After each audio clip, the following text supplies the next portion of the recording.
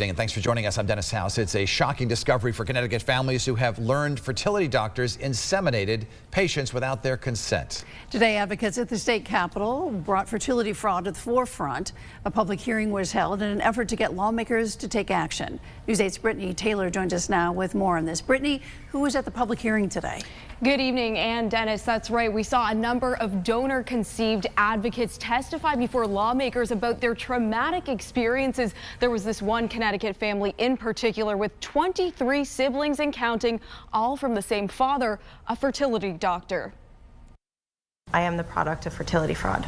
Victoria Hill putting on a brave face Monday while sharing an inconceivable story before Connecticut's Joint Judiciary Committee.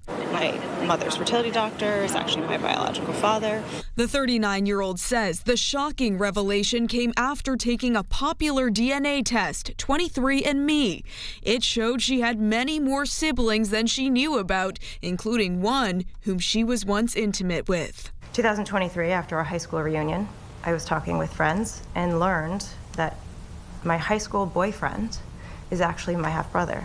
It's a reality that draws several parallels with Janine Pearson, the two women with the same father, Dr. Burton Caldwell.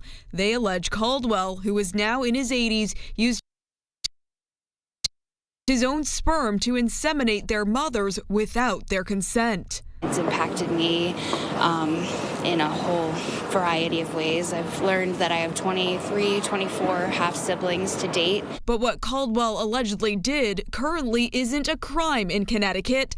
It's why advocates like Hill and Pearson are pushing for state lawmakers to pass a new bill to prevent fertility fraud. Unfortunately, I think in our situation, I don't think Dr. Burton Caldwell will have to take any real accountability.